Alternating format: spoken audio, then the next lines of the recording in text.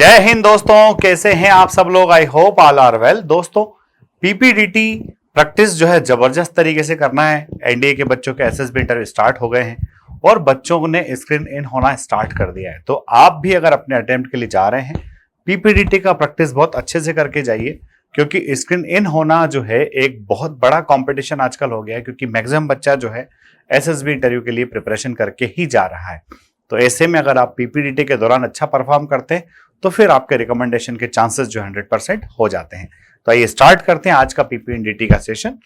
आज के इस सेशन में हम लोग देख रहे हैं कि एक पिक्चर हमें दिख रहा है। इस पिक्चर के अंदर कोई विलेज का सीन है। ट्री के पास में कुछ लोग खड़े हैं। इन लोगों के साथ साथ ये शिप भी हमको दिख रही है। तो दोस्तों, पूरी तरह से समझ में आ रहा है कि जो सीन है विलेज का सीन है। इसमें कुछ फार्मर्स भी शामिल है और कुछ शेपर्ड्स भी शामिल है। और एक व्यक्ति जो है हमको ये कोई एजुकेटेड पर्सन दिख रहे हैं, जो हो सकता है किसी कॉलेज के स्टूडेंट हो, किसी और डिपार्टमेंट के एम्प्लॉय हो सकते हैं। तो इतना पिक्चर देखने के बाद में आप अपना थीम आसानी से डिसाइड कर सकते हैं कि भाई विलेज में जो है एग्रीकल्चर डेवलपमेंट से रिलेटेड कोई बात हो सकती है। ये चूंकि शिप यहाँ पर दिख रही है तो एनिमल से रिलेटेड कोई बात हो सकती है, उनके वैक्सीनेशन से रिलेटेड कोई बात हो सकती है, या फिर गांव की और कोई छोटी मोटी समस्या है उसको सुलझाया जा सकता है। तो दोस्तों, हमने देखा कि नंबर ऑफ कैरेक्टर्स कितने हैं। तो नंबर ऑफ कैरेक्टर्स हम कह रहे हैं 1 2 3 4 5। नंबर ऑफ कैरेक्टर्स कितने हैं? 5 हैं। ऑल आर मेल हैं, सारे के सारे जो हैं मेल हैं। और एज जो है बच्चों हमें यहां दिख रही है कि भाई कुछ लोग काफी एज के हमें दिख रहे हैं। तो आप कह सकते हैं कि भाई एज 20 से लेकर के तो 55 तक यहां पर लोग हैं। एक्शन क्या है? तो मेरे हिसाब से मैं एक्शन आपको बता रहा हूं कि भाई बैंक में कई सारे फार्मर्स वेलफेयर स्कीम आते हैं। उन स्कीम की इंफॉर्मेशन लोगों को देना और उस स्कीम के बेनिफिट्स लोगों तक पहुंचाना, ये मेरा थीम है।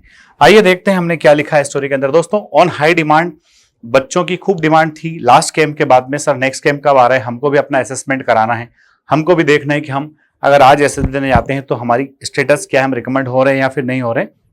तो 5 डेज का कैंप जो है 20 जुलाई से आ रहा है। इस कैंप की फीस सिर्फ 2000 रुपए, जो कि अकोमोडेशन की फीस है। असेसमेंट बिल्कुल फ्री है। तो आइए अब स्टार्ट करते हैं आज की पीपीडीटी में। मैंने जो लिखा है, Ramesh was pursuing his MBA in finance. Ramesh जो है एमबीए फाइनेंस में कर रहा था। While his project work in cooperative bank. Cooperative bank से बंदा क्या कर रहा था? अपना प्रोजेक्ट वर्क कर रहा था। He saw that farmers are not willing to take interest in various government schemes. चूंकि बंदा अपना प्रोजेक्ट वर्क कहां से कर रहा था? कोऑपरेटिव बैंक से।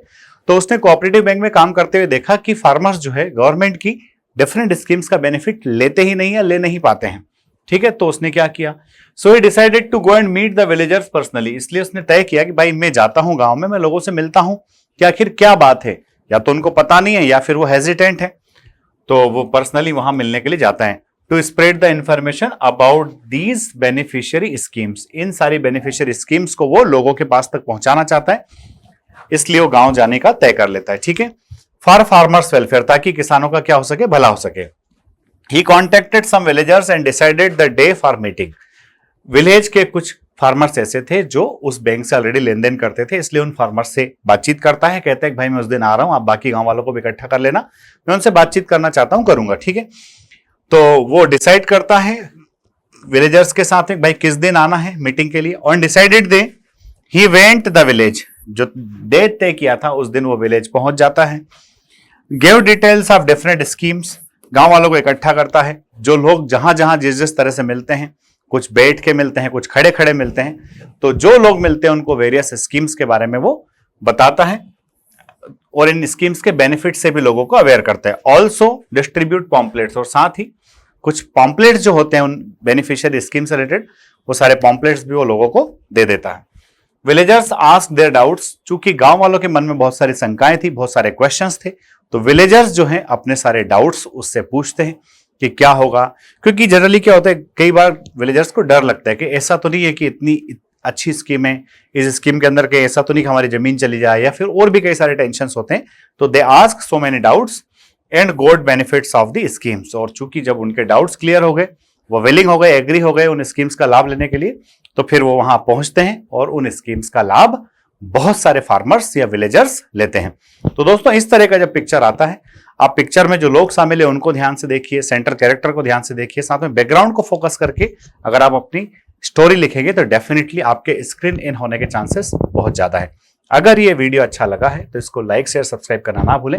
साथ ही इस पिक्चर को देखने के बाद में आपके मन में क्या थीम आया था, अपना थीम लिखना ना भूलें। अगले वीडियो में जल्द ही मिलते हैं। जय हिंद, जय भारत, इंकलाब जिंदाबाद, भारत माता की जय।